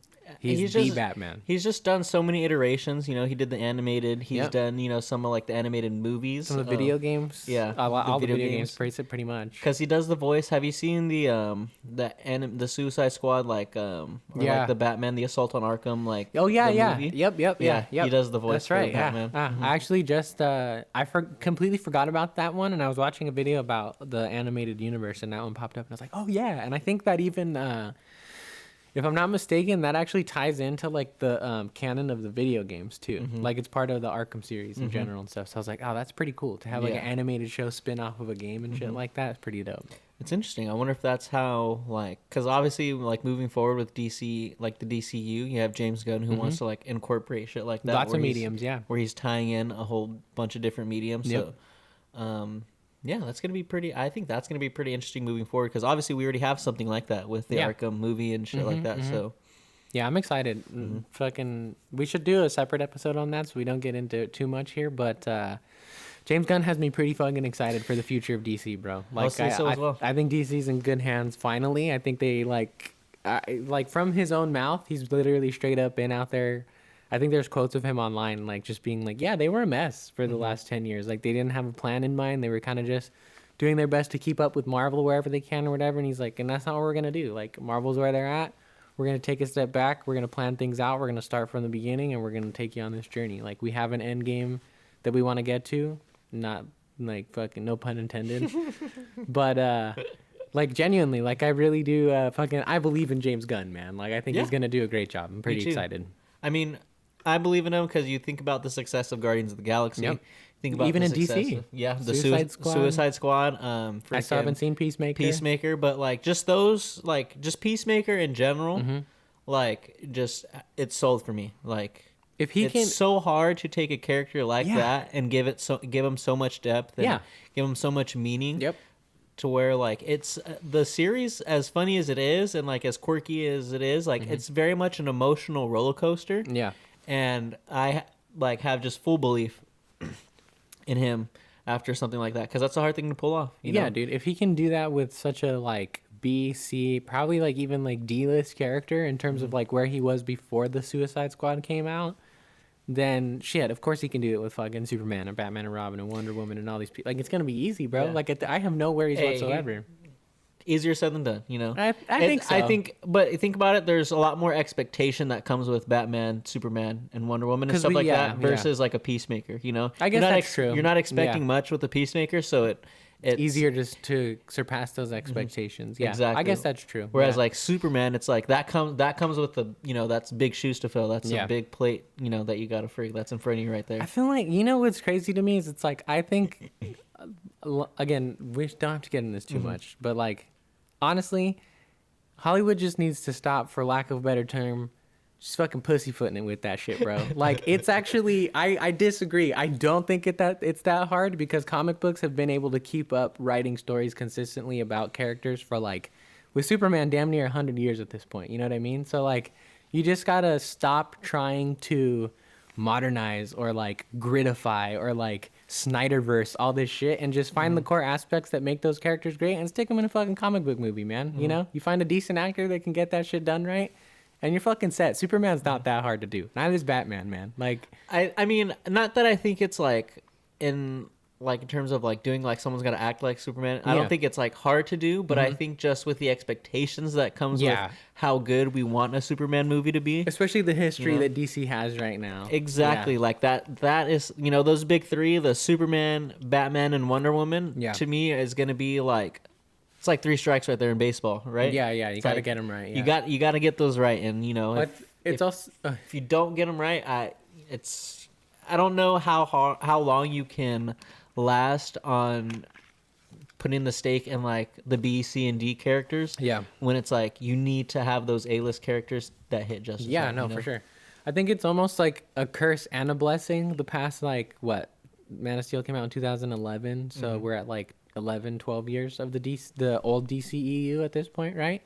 It's like a curse and a blessing because like that was such a train wreck that like I think for the rest of these characters, people almost do have lowered expectations at this point, you know? So it's like they can come in and they can really honestly make like a 2000s level superhero movie and probably still be pretty successful. Yeah. Because all the rest of the shit that's been coming out has been so like disjointed, disconnected, like fucking zombie chopped up by like 2-3 different directors and shit like that. It's like at least there's one uniform vision coming into play, you know? Like that's all I really need. Like, at least for me personally as a fan, the thing that works so well about the Marvel movies is the interconnectivity of it. Like, yeah, you can criticize each of the individual movies for their problems. Of course, you have to. But you can't beat that, like, synergy between the movies, you know? Like, having a hero interact with their universe here, but then having that be able to cross over with something else. And I think they have, like, a hot ticket to getting that shit done with DC finally. So I'm excited. Oh, yeah. But all right, let's quit the DC talk and let's save that for another episode because we can just keep going. Baseball time. We can just get it's baseball time, baby. This baseball. This is America. We're talking about America's greatest pastime, baby. Yeah, the greatest fucking pastime. But honestly, like, as much as we joke about it, I definitely have a very big, like, after watching these movies, I definitely had a very big emotional connection to them. Just because I grew up playing baseball. Started when I was 7, played till I was like 18 and stuff like that. And as much as I was like bashing on, like, we'll talk about Field of Dreams first. As much as I was bashing on like that in the beginning, very much related to fucking Kevin Costner's character. Yeah. And he has one specific line, we'll get into it, where I was just like, damn, I understand and I relate to it, and I was bawling by the end of the movie, 1000%. But yeah, let's talk about. So let's Field of Dreams first. Let's play the music. Freaking music. It's probably the latest we've played the music in an episode, but fuck it. Fuck it, why not?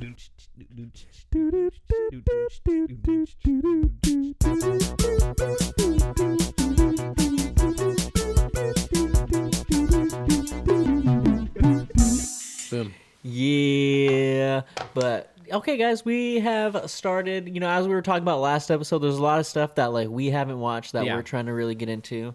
Some classics. It's the point of this podcast, you know, just talk about stuff that we do like and to explore some other stuff and find stuff that we do like, find stuff that we may not like, and you know, find a mix of stuff that maybe we like a little bit of it and don't like a little bit of it. Sure. And whatever it might be.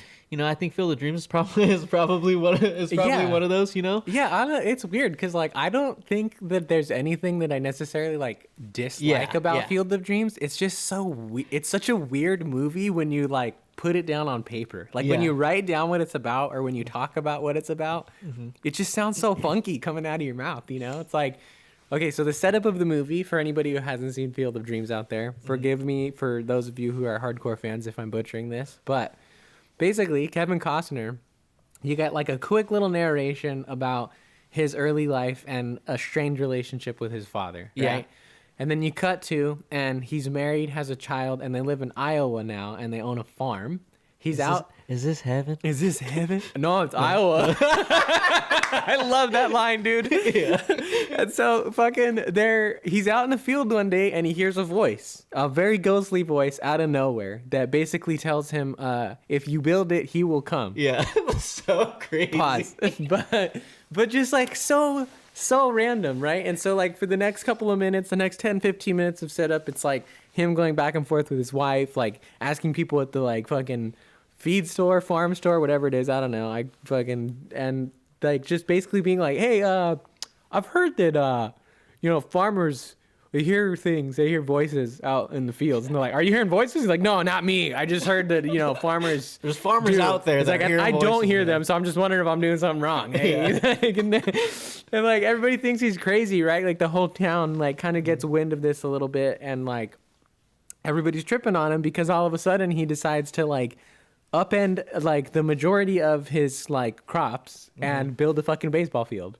Well, okay, so let's back up because it's not like it's a little the reason it's crazier, right, is because he hears this voice, you know, if you build it, he will come, and he's trying to figure out what the fuck it means. You know, he's talking to his wife. If you build it, he will come. What do I gotta build? And who's gonna come, right? Who am I trying to make come, bro? Well, you know, but so he's trying to figure that out. And one day he's like out in his cornfield because he's a corn farmer. Yeah.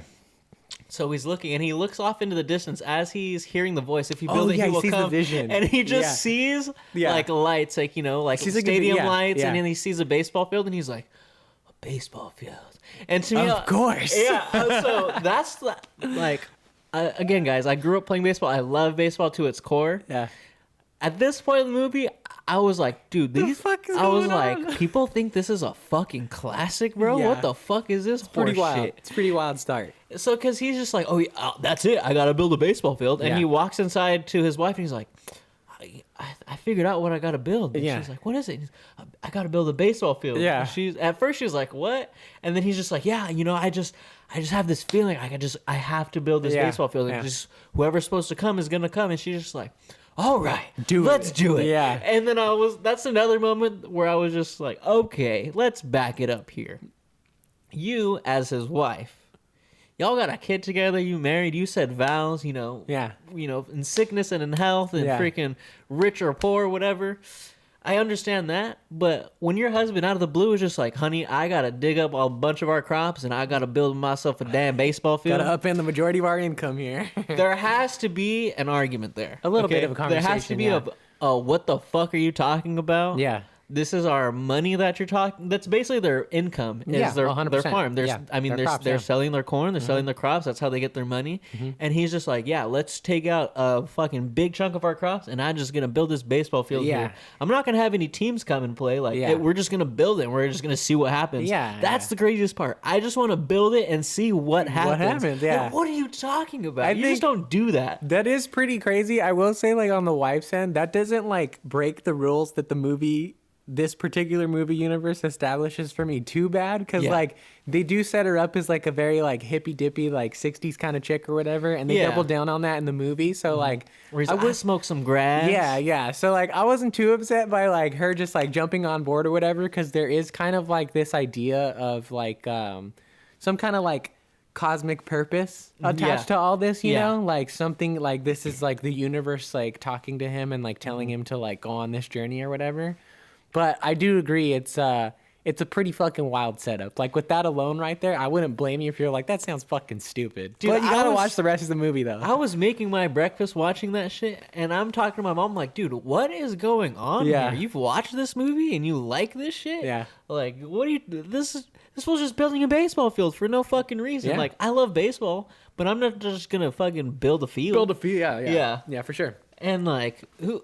And there's also like a strain to me, what I assume, I don't know exactly what time of year the movie starts, but it seems to me that there's like a pretty heavy passage of time that happens, because like there's this montage after he finally has it built, and like it goes to like winter and it's like Christmas time all of a sudden and shit. So like that field's just been out there for like months. He was just losing money. Just like 100%, dude. And then all of a sudden one day, him and his wife start to fucking come upon the financial troubles, and so they're sitting there at the books with their glasses on, because you got to know they're thinking, and their fucking daughter like keeps going like, "Daddy," and he's like, kind of honestly a little bit too intense for me. I was like, Kevin Costner, chill the fuck out, bro. He's like, Karen, will you fucking quit it? Jesus Christ. Karen, shut the fuck up I was right like, damn, Kevin, relax.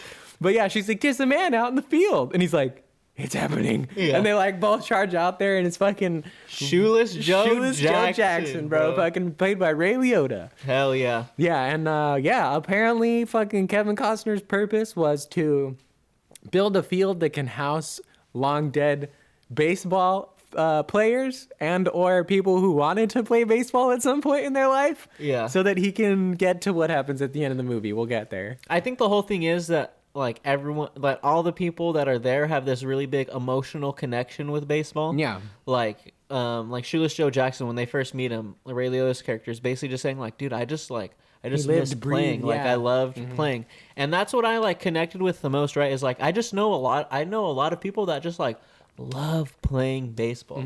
Like it doesn't matter what rain, shine, tidal wave, whatever, like not to quote fucking Sandlot, you know? But like they just want to play baseball. They just want to play baseball. And for a long time, like I was like that, where I just like, dude, I just love baseball.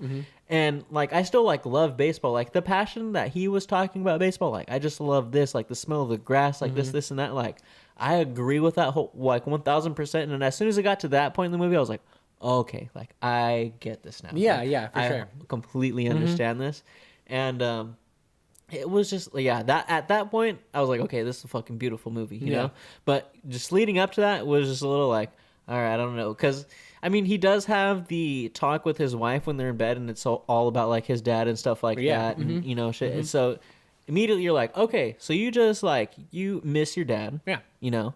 And there are things you wish you could have enjoyed with your dad that that didn't happen because things that were left unsaid and stuff like that. So you just miss your dad, and you're just like, I just got to build a baseball field to deal with my problems. Yeah, okay, very manly American thing to do. Very 1989, and like people just probably don't believe in therapy at that point, and they're just like, my dad's dead, I miss him, I'm gonna build a baseball field. They have that conversation, and his wife is like, do you want to like try therapy maybe? Like maybe there's somebody out there that you can talk to. He's like, fuck dad, I'm gonna go play baseball. You just hear him out and things like, dad, yeah, I miss you. But the part that I also connected with the most is when he's talking about his relationship with baseball, right? And how he loved it so much, and you know, his dad tried to sort of live vicariously through him, right? Wanted him to play baseball and do all this stuff because his dad initially loved it and wanted baseball. And I think that's a lot of things with a lot of kids and then their parents, right? Like, I've definitely met a lot of dads that are just way too into their son, like playing baseball. And it's like, well, you need to just chill out,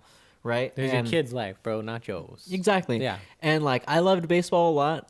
And he has a line where he says, like, I got to a point where it was like eating vegetables, right? Like, he just didn't want to do it. And I definitely had that moment, too, where it was just like, fuck, dude. Felt like a chore. It felt like a chore more than, you know, just me going out and enjoying and having fun. Yeah. But where it differs, right, is he was able to just be like, oh, I just don't want to play. Like, it was hard for me for a long time to just be like, I just don't want to play, right?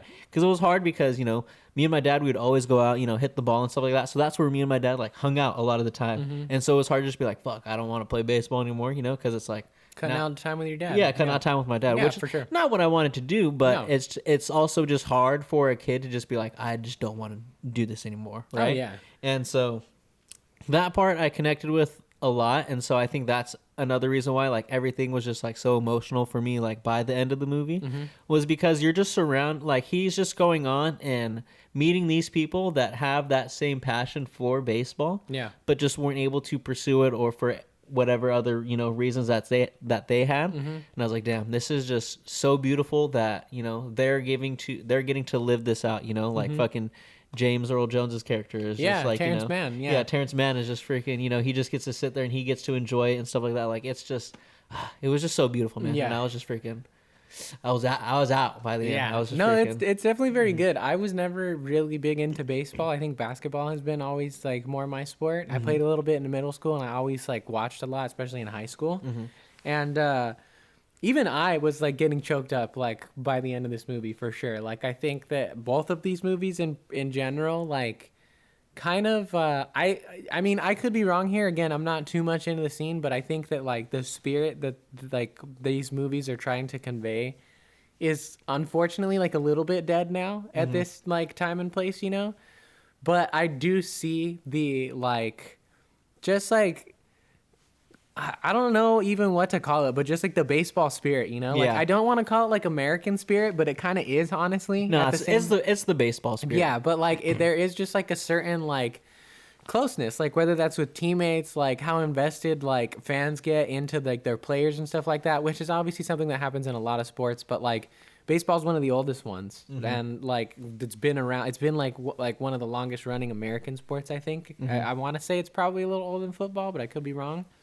But like another thing too that surprised me about this movie, and like I kind of trip out on it, like it definitely feels like more effort in it than like something you'd see nowadays, but there's like this weird like subtext across the whole movie of like trying to like promote like I don't know how to explain this, but like forward thinking or something like that, you know? Because like you have the wife, right, with the whole the book burning sequence, right? Terrence Mann is obviously like a really big character who is like this. He's the guy who fucking coined the term like make love, not war.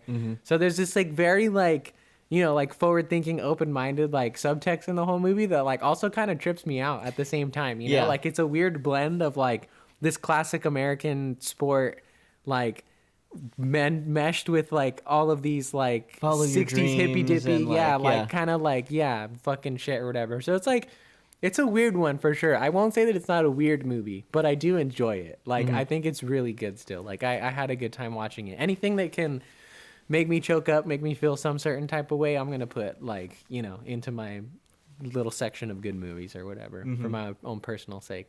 But I mean, baseball's I could be wrong, but Jackie Robinson started playing what in like the 1940s?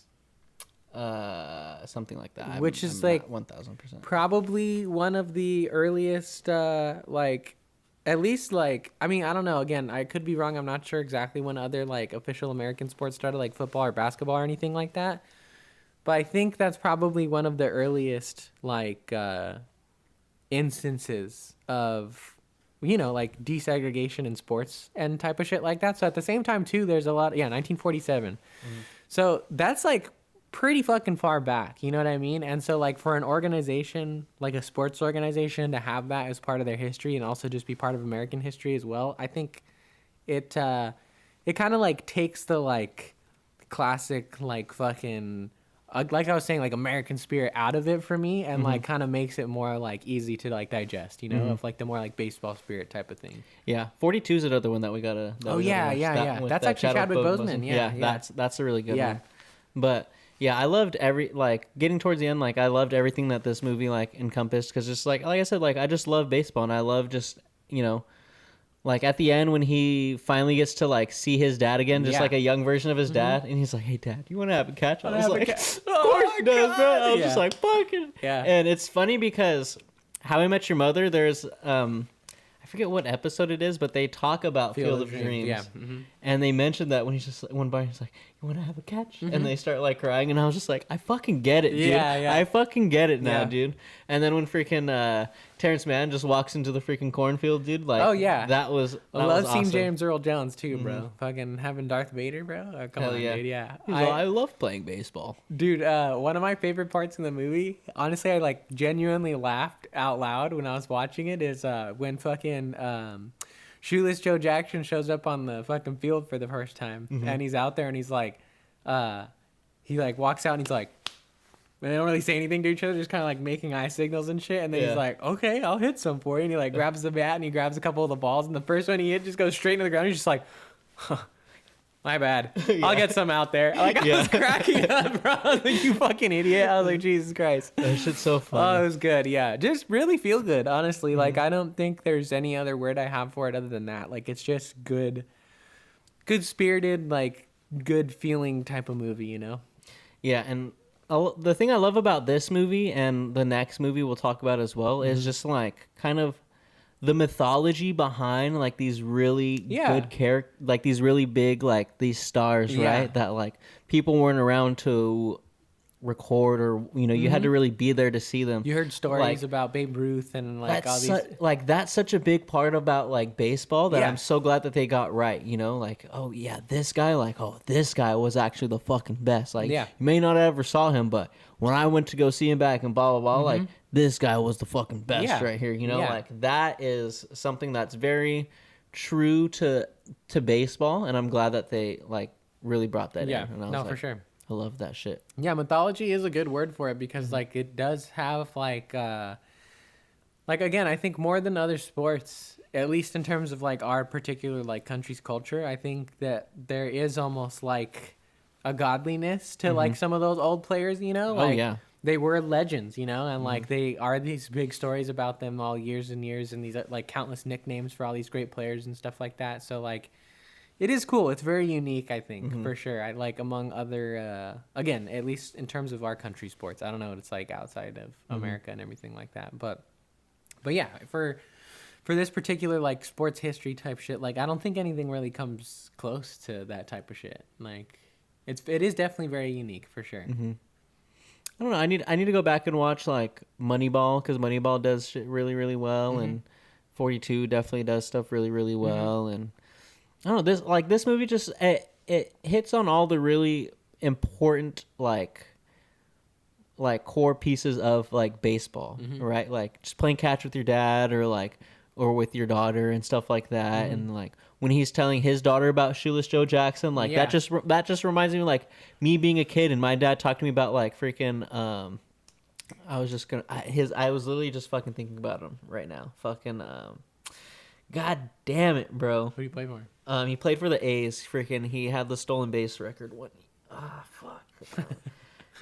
Ricky Henderson. Okay. Ricky Henderson. When like my dad would talk to me about like Ricky Henderson, I'd be like, oh my gosh, like this fucking like to me like when my dad would talk about Ricky Henderson and talk about him like stealing bases, like that fool was like the Flash to me. I was like, dude, I was like the way you're talking about this dude, like this fool's the fastest like human on the fucking, you know, and like that's just such like an important part of the game, right? And also like all the players just being like, I love playing the fucking game, like that's such a core, like just a core piece to it, you know, and like all people from all walks of life coming together and freaking, you know, old people, young people freaking coming together and like loving like the game, like that's what it's about, like at the end of the day, you know? Yeah, I mean, and I don't know this, I could be wrong, like I never played baseball officially or anything like that, but it also seems to me just as like one of the more like simple sports too, you know what I mean? Like I don't know all of the different rules and stuff that goes in, but in terms of like the bare bones of it, like I mean, throw a ball, you hit the ball, and you're either out or you're safe. Yeah, you know what I mean? Like it's pretty simple, like as opposed to like all this other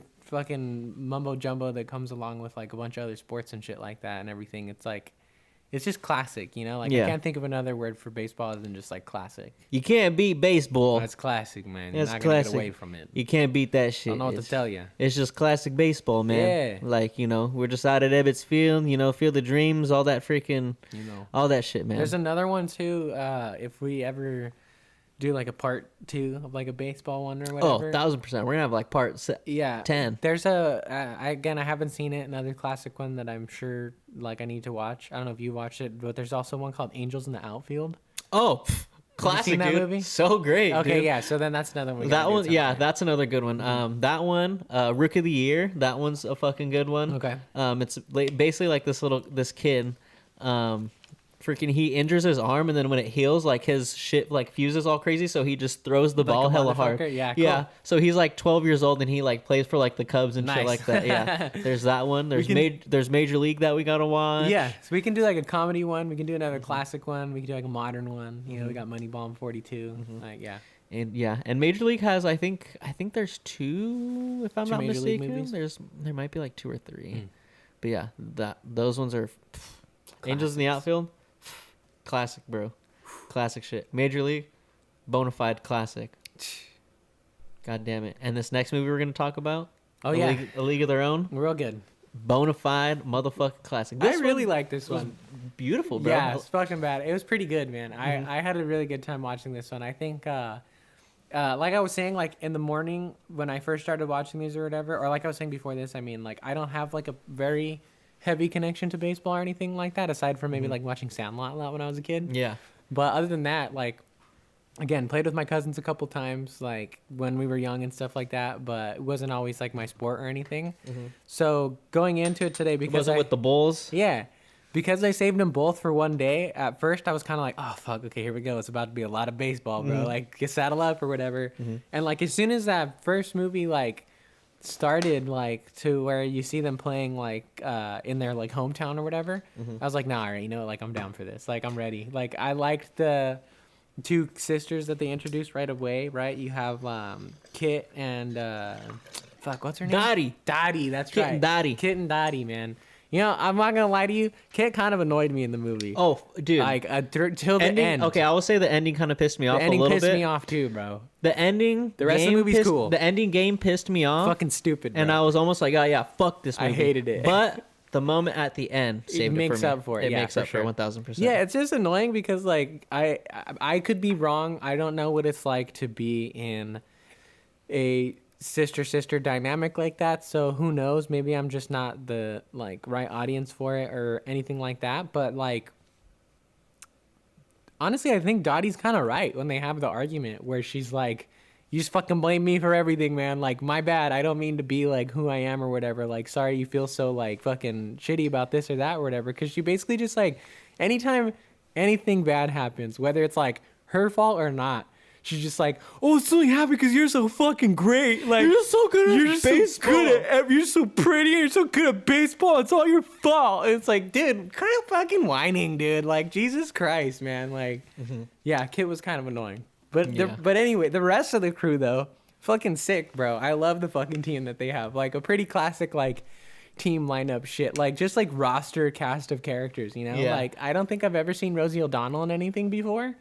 Fucking, what was her character's name? There's May and yeah, I think it was not Marla. Marla was the other girl. The shy one, the one that gets married. Yeah, the one who fucking hits fucking crazy. But yeah, May was Madonna, bro. Yeah, I know. I heard.